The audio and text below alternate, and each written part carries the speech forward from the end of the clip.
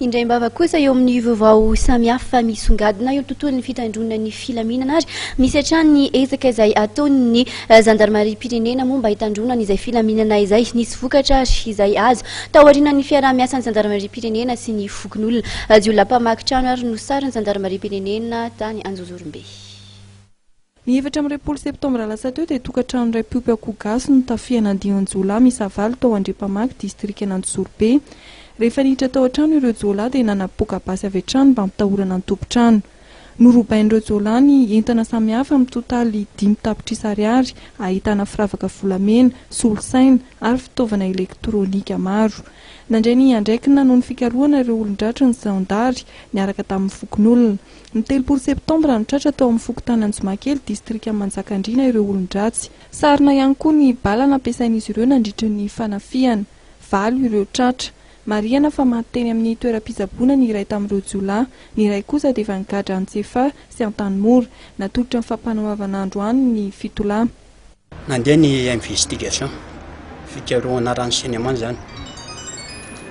Dia tsara natao hoe reboso.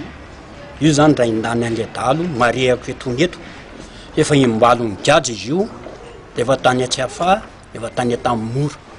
Ary io namehan'ny namany. Efa natao mifamotorana zany dia izy namehan'ny namany. Natsatsara an'ireo namany ambiny misy 7, 7 zany fitambaran'izy ireo.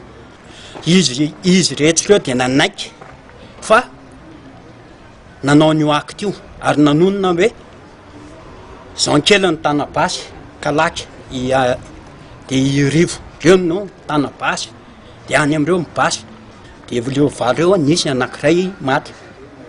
Nafaty aza manana retina izy io, efa niezaka izay nanatitra azy tany amin'ny hôpitaly, efa nitsambony dokotera fa maty izy io. Raha ny men'ny victime teo moa zany dia misy basy kalaky zany anankiray ny hoe confirmé aloha dia 3 basy gasy. Ary nisy orana be da be ny tany amamonina amin'ny fifanampiana sy famonjena rehetra. Ary sotra betsaka ihany koa amin'ireo zandarma sy ny mpitondra fanjakana rehetra amin'ny fianakaviana.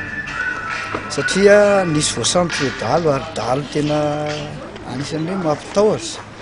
Satria rehefa tafiditra tao an-trano ireo tsy mitsitsy mihitsy fa za dia hoe ny haiko sisa tsy afaka. Ny ratra nazo azy zany betsaka ary tena ny daloka vodibasy ny any nangony fotsiny ankoatrany hoe vely fonjam-by. Ny lovaky ny anona za moa zao miresaka amin'ny mpanao gazety zao zany efa hoe tsara efa tsara.